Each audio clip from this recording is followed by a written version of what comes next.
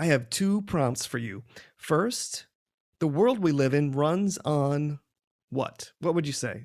Love? Sorry, the correct answer is money. Think about it. You need money in order to feed and clothe yourself, to have a place to live. It takes money to fuel your dreams. And when you have money, you also have the luxury of being able to believe that the world we live in runs on love. Second prompt. The ultimate goal of any company from a financial standpoint is to maximize value for who? Today's guest is Dr. Brian Walkup. We're going to learn more about him and financial management, and we'll have an answer for that second prompt. Stay with us.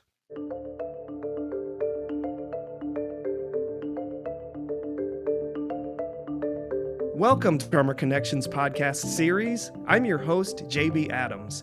In this series, I'm talking with members of the Crummer community and inviting them to share their accomplishments, challenges, and best career and business advice. Today's show is brought to you by the Crummer Graduate School of Business at Rollins College. Consistently ranked as the #1 MBA in the state of Florida, the Crummer School offers a variety of educational programs to prepare you to become a global, innovative, and responsible business leader. The Crummer Graduate School of Business, experience excellence. Today's guest is Dr. Brian Walkup, Associate Professor of Finance at the Crummer Graduate School of Business at Rollins College.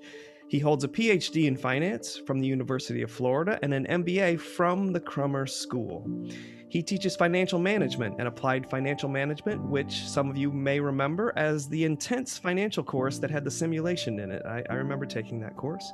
His primary research interests are in the areas of corporate finance, such as payout policy, initial public offerings, mergers and acquisitions, and the intersection between sports and finance. Dr. Walkup, welcome to the show. Thanks for having me. Looking forward to it.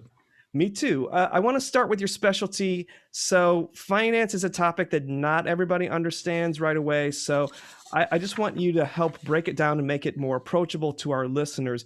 What are some of the common mistakes that you think business leaders make in their approach to finance?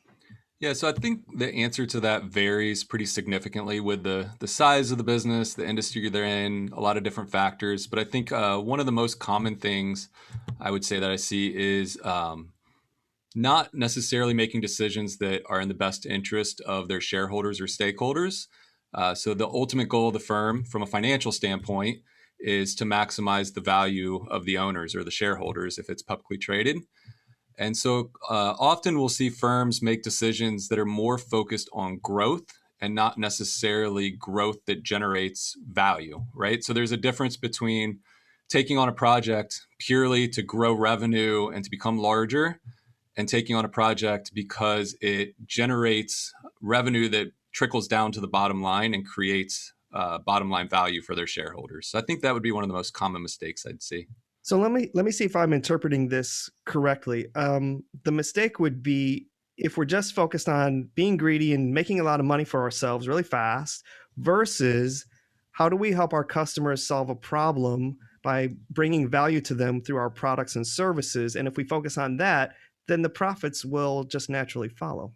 Yeah, so I think that's kind of a slightly different take on the same response. So from that perspective, it'd be looking at the difference between short-term value creation and long-term value creation, right? So when a shareholder values a share, if we want to think from the publicly traded firm perspective, they're really looking at the present value of all future cash flows of the firm. And a lot of times management might focus too much on the immediate term cash flows and value creation. So it's really easy, well, maybe not really easy, but it's easier to maximize next period's earnings than it is to maximize the net of all future periods' earnings. So we could cut corners and cut the quality of our product and increase margins, which sounds great short term because it trickles down for next period, but it's going to have long-term ripple effects that are going to have negative ramifications on the future periods for the firm. So firms really need to be looking at not just the short-term impact, but the long-term impact. And that is what trickles all the way down to the full shareholder value. And sometimes we actually can run into issues where there's a misalignment of incentives that can actually drive upper management to make more short-term focused decisions. because we might have bonuses or other goals that are created around this period's market share, this period's revenues, or this period's EBIT. Or even if it's the next 2 or 3 periods, we can make decisions that help benefit those short-term periods, but at the expense of the long-term health of the firm financially. And do you think that's sometimes because the managers of the firm are more beholden to what I would call the anxious investor? Sometimes investors lose patience and they say, "I'm not getting enough return. I'm going to put my money somewhere else." Versus the investors who are saying, "I'm going to be in this for the long haul. A little bit of return or a little bit of growth is enough to satisfy me." Absolutely, yeah. So there's definitely a balance there between, again, being able to report really good earnings for this period or really good forecast for the next couple periods, which is the easiest thing to put the most focus on.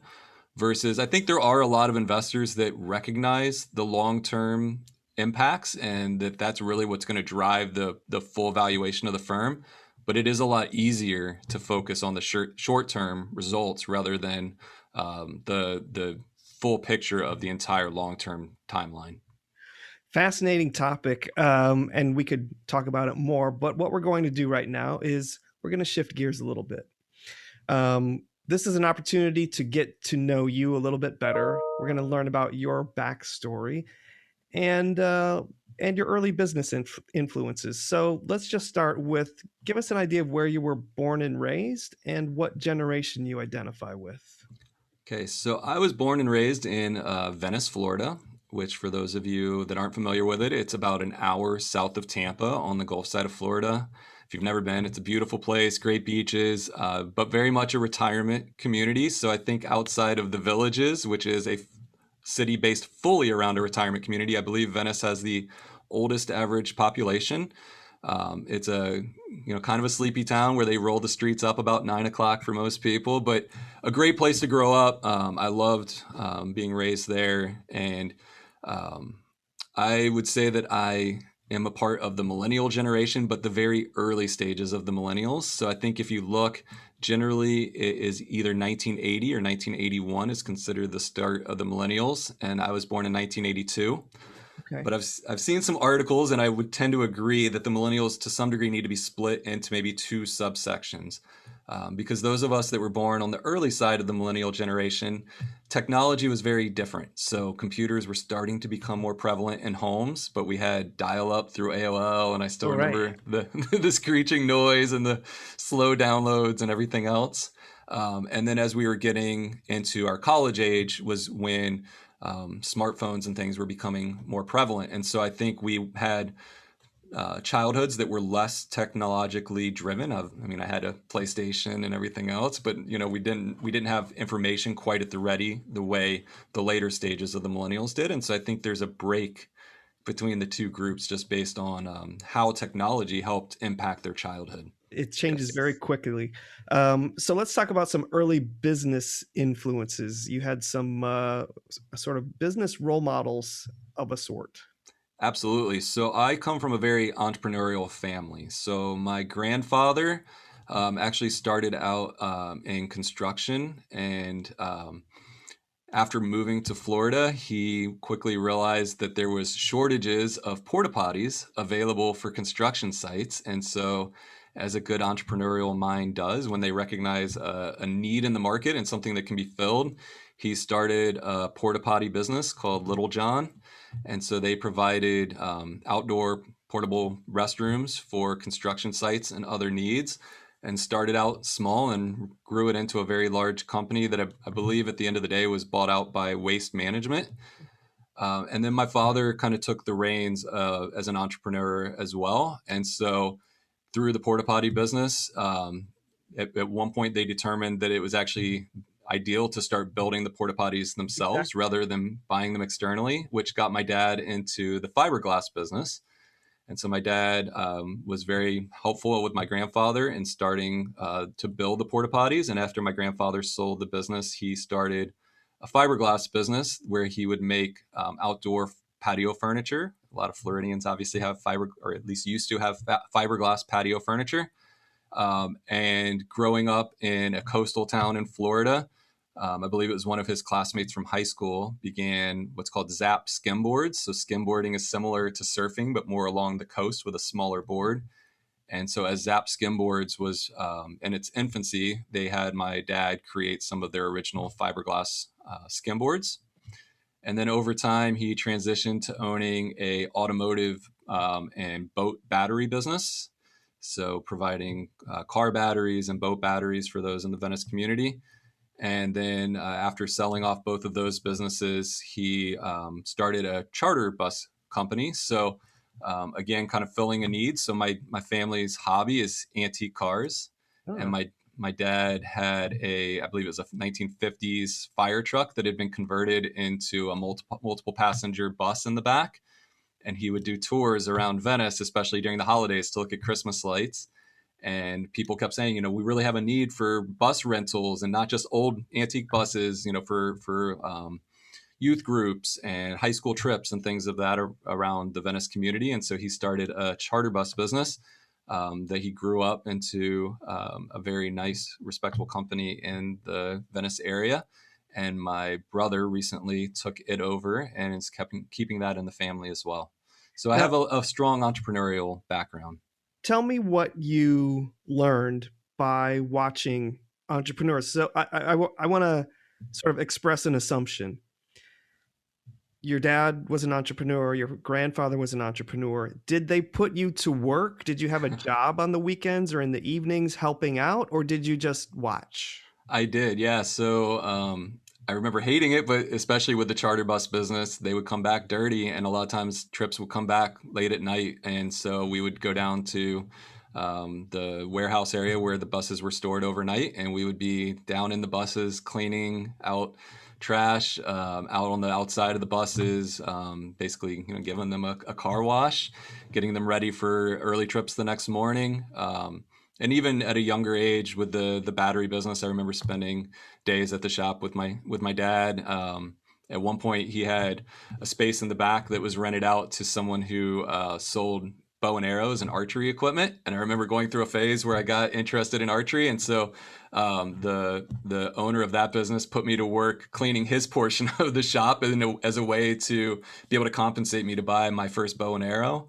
And so I was definitely around small businesses and understood some of what it took to keep those running, and some of the blood, sweat, and tears that goes into a family-owned small business.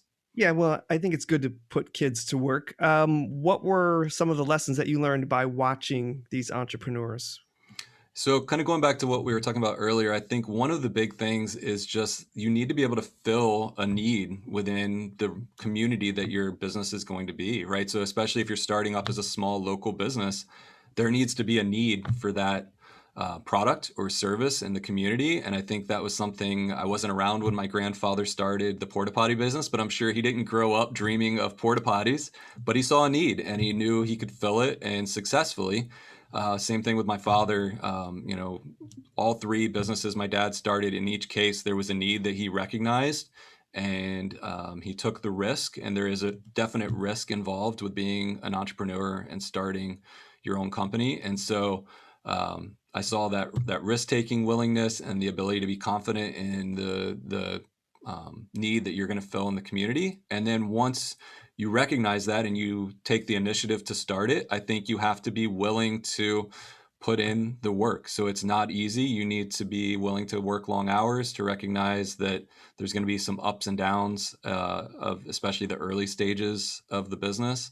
And you also need to be a little bit of a jack of all trades, right? And so my father didn't have a finance PhD, but he had to understand the basic financial needs of the company and how to fill them and how to be prepared for capital needs moving forward, and the things I get to teach in class, but at a very different level. And but it wasn't just that. He also needed to understand how to market his business, how to have good customer relations, the operations, every single discipline, which now as an MBA faculty, I think is a unique perspective to have, because while I teach finance, I think one of our biggest goals is to create graduates that understand how all aspects of the business work together. And no one really encompasses that the way an entrepreneur has to, because you have to understand the different aspects. Well, it sounds like those observations from your youth inform your approach to what you teach in class. It also sounds like you didn't enjoy cleaning out buses. So, when we come back after the break, we get to hear more about your career journey. Our guest is Dr. Brian Walkup, and we'll be back in a moment.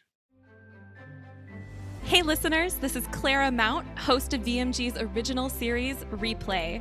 In the next few weeks, I'll be hosting the Crummer Hour, where we'll invite today's Crummer Connections guests to return so they can respond to questions and comments from the Crummer community. We would love to include your thoughts as well. Send us a question or a comment and we'll read your name on the air. You can email me at clara@victormediagroup.co. Look for a link in the show notes, and thanks so much. This is JB Adams with an important message. As a member of the Crummer community, you know it's the people that you meet at Crummer who make the greatest difference in your career. So I want to tell you about Rollins Connect. It's a networking platform that will help you stay connected to over 40,000 Rollins alumni worldwide. Rollins Connect is coming soon, and we'll have more details about it in the coming weeks. That's Rollins Connect, your connection to the Crummer community. Welcome back to Crummer Connections. I am JB Adams. Our guest is Dr. Brian Walkup, Associate Professor of Finance at the Crummer School. Before the break, we were chatting about your early business influences, and now we want to learn more about your professional journey. I always like to say that this is kind of the making of a professor. So what would you tell us about your career journey that helped you find your way to being a professor? Yeah, so I definitely didn't start out assuming I would be a finance professor, that's for sure, especially coming from an entrepreneurial background. But I always enjoyed learning in academia. Really, my start was with a heavy emphasis on mathematics. So going through elementary school, middle school, high school, it was just something that came relatively naturally to me. I was good with numbers. I remember being in the shopping line with my mom, and as they were ringing up stuff, I would be watching the individual item prices and trying to keep a running tally in my head to see how close I could get to right at the end of her bill. And so I just always enjoyed numbers and calculations. And so like a lot of people, I just kept pursuing what I felt like I was good at and I had confidence in. And so as I went into my undergrad, I started as a mathematics major and was doing well through my first several upper level courses. But I quickly started realizing that it was very different than what I was used to with math. So if anyone's taken upper level mathematics courses, you get into differential equations and linear calculations, and eventually you get into abstract math. And pretty soon you have no numbers within the course, and you're just doing proofs and derivations and theories. And I was doing fine, but I didn't love it. And so I remember spending a lot of time with my advisor. So I was fortunate to go to a pretty small school where I had a very good relationship with the head of the math department, who was my advisor. And we would often have meals together. And I remember sitting down with him and saying, I feel like I'm doing well, but I don't really see what I'm going to do with this when I graduate. I don't really see myself enjoying what the options are. And so what is your advice? And he said, I think just from knowing you really well, because we would have classes of 3 or 4 or 5 students often, they were very small. So he knew me very well. He said, given what I've seen from you, I think what you're really missing is the application of the material. I think you really want to be able to see how the steps you're doing apply to something real. And I said, yes, that's exactly what I'm missing. And so he said, I'd recommend you take some finance courses. I think he specifically said business courses, but focus on the finance topics because the application will be there. And being in finance is still very quantitatively driven. So you'll get to use the skill set you feel comfortable with, but you'll get to see the output that you want to see, which is how it has a true application to a real decision-making process and has a lasting effect on a group of people, the shareholders and the other stakeholders of the firm. And so I started taking finance courses. So that was the upside of a very small school. The unfortunate downside was they didn't have a finance major. So I continued out my math degree and got a finance minor, which luckily then led me to Crummer. So I knew coming out of my undergrad that I didn't have enough business background to get where I wanted to be. And so I sought out the Early Advantage program at Crummer because I knew that it was crafted specifically for people without as much work experience that wanted to build a business background and do some consulting and build up a resume quickly. And so I started at Crummer back in 2004. I was a finance and management concentration and took amazing courses with some of the faculty I now get to call colleagues. Mm-hmm. And it was exactly what I had wanted as far as the application of the material. And so I got an internship at CNL, which is the real estate investment trust firm. So I was very fortunate in that I started with what was called the CNL Lifestyles Group. And so they were of the focus that as baby boomers retired, they would have a lot of money to spend on their retirement. It was a big, large group. And so that was going to shift how money was spent in America. And so while a lot of REITs buy the land underneath strip malls or other maybe a little bit less sexy or less fun assets, the Lifestyles Group was buying the land under ski resorts, marinas, golf courses, Harley Davidson dealerships. And so as a young 20-something, it was this great internship that I loved, and they enjoyed having me on there and were creating a full-time spot for me to stay on when I graduated at Crummer. And so I had kind of just started that transition as I was going through the early spring of my last year. But I had an itch to stay in academia. And I think a lot of that itch actually started from my Crummer faculty and from my undergraduate faculty as well. So the math advisor that I had that helped steer me was a big part. But I also saw the love for what they did amongst the Crummer faculty and how they got to engage with students and see applications across all the different businesses their students were in and were going into. And so it really sparked an interest for me to stay in academia and to kind of replicate what they were able to do. And now I feel very fortunate to be back here where all that started. All right, I'm going to summarize, and then I'm going to invite you to share your career advice. Okay. You had a glamorous job, traveling around to resorts and golf courses and real estate properties. And did you get to drive a company car? I hadn't gotten to that point yet. Okay. All right. But it sounds, as you just said, being a 20-something guy, it sounds glamorous to me. It sounds like you got to do a lot of cool stuff at a young age. But you chose to set that aside and pursue this academic career. So based on that, because lots of people are listening and saying, what? Why did he do this? What's your career advice? I think you have to find what you're passionate about and what you feel will bring you value out of your career. So your career becomes such a large portion of your life, right? We all spend, different people, it's different lengths of times, but 40, 50, 60 years of our life working a large percentage of our week in whatever career we choose. And so you need to be able to do something that you can wake up in the morning and not dread doing and be looking forward to. And while I'm sure I would have loved the travel aspects and everything, and I probably would have had a great career and transitioned into other things that I liked, and who knows, it might have been something I would have never looked back on if I had stayed there as well.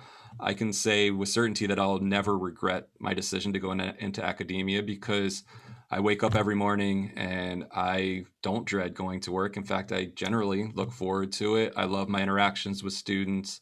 I love being able to research topics that then circle right back to that idea we talked about earlier of the application of what I'm learning. So I get to have lifelong learning and see the application, which is what I enjoy. I get to see my students go on and succeed. I also always tell my students the last week of class that this isn't the end of our journey. I want to be available to you as you move through your career. So feel free to reach out when you run into problems that tie back to things we learned in class, because I love getting to live somewhat vicariously through them and see how they're applying the material that I teach them in class, and then be able to help further them that next step in their journey through whatever track they choose. All right, I'm going to transition to this. Our fourth segment. Students get you in finance class, including advanced financial management. For a student that has not had you as a professor yet, what should they expect if they take your course? What is your philosophy of teaching? So I think some of it circles back to some of the things we've already been speaking about, right? So I love the idea of applying. So finance feels like a very theoretical, quantitative, step-by-step process type discipline. And at its root, there is a lot of that, right? So in order to identify the net present value of a project, it is a step process. But realistically, when you use this in a corporate setting, it's much more than just applying an equation. There's an art to identifying the cash flows to include. There's an art to interpreting what type of discount rate to use. There's a subjective decision that needs to be made at the end of the day. And so I want my students to be able to come out understanding not just what the tools are that are at their disposal, but also how to apply those tools. So, but the analogy I like to give my students is that when they take my course, they come in with a tool belt, right? And for some students, it's completely empty when it comes to finance, and others have had a couple finance courses and have some tools. And my hope is that I continue to add new tools to that tool belt, but also that I start giving them the thought process of how to apply those tools. And so I want them to be able to think through and say, not only does this apply to CAPM or IRR or whatever topic we've talked about, but here's how I would then take the step to apply that in a realistic sense. And so I always also give them the discussion of, your boss is never going to walk up to your desk and set a piece of paper down with one of Dr. Walkup's written word problems exactly the way it was in class, but with the numbers changed, right? If it was, it'd be really easy. We'd go back, we'd pull up our old Excel file, change the numbers, and submit a response. But really what they're going to do is they're going to say, we need you to calculate X, or we need you to make a decision on Y. And then your role is to say, what were those tools that I now understand? And how do I go about getting the inputs to those tools so that I can apply them? Because it's not going to be laid out of, here's the discount rate, here's cash flow 1, cash flow 2, right? And so there is a gap that a lot of students come out of school with, where they understand the equations, but they don't understand how to apply them. And while I can't prep students for every scenario in which they're going to have to apply them, if I help build those critical thinking skills a little bit of how they work, then we can get them to a point where hopefully they're able to make those connections and be more successful in their career. Excellent. Dr. Walkup, we are about to wrap up our time together. What message would you like to give and share with the Crummer community today? So I think one piece of advice I'd like to kind of leave everyone with is that being a part of the business world is a lifelong learning opportunity. And there's also a need for lifelong learning as you go about it. Things change over time. And there's always, no matter how much we know, there's always gaps that we can fill. And so one reminder I'd like to give, our alumni or our current students as they move out, or anyone else associated at all with the Crummer program, is that the faculty that are here love the opportunity to stay in contact with you as you move forward. And so I think my kind of final piece of advice would just be to stay connected and use Crummer as part of that lifelong learning, and then allow us to be part of the lifelong learning from you as well as you pick up bits and pieces throughout your career. Yeah, I'm in full agreement. It's exactly as you said. It's not just a classroom experience. It is a lifelong learning experience. So it's important to stay in touch. Dr. Brian Walkup, thanks so much for joining us on Crummer Connections and sharing your story. Thank you, JB. Appreciate it. Thanks for listening. We'll be back again soon with another episode. Today's show is brought to you by the Crummer Graduate School of Business at Rollins College. Now is a great time to consider enhancing your career success by pursuing an advanced degree in business. And the Crummer School offers a variety of educational programs to help you become a global, innovative, responsible business leader. To learn more about the programs and the application process, go to crummer.rollins.edu. The Crummer Graduate School of Business, experience excellence. Crummer Connections podcast series is a production of Victor Media Group. It's the mission of Victor Media Group to make the world a better place by making ourselves better people. If you like this show, please follow us on your favorite social media platform. Today's show was created and hosted by JB Adams and executive produced by Gerard Mitchell, with production assistance by Kyle Sawyer and audio design by Aaron Trinka. Our gratitude goes out to Mike Brown and Loveland Finley in Alumni Relations for their gracious help and support. Until next time, Fiat Lux.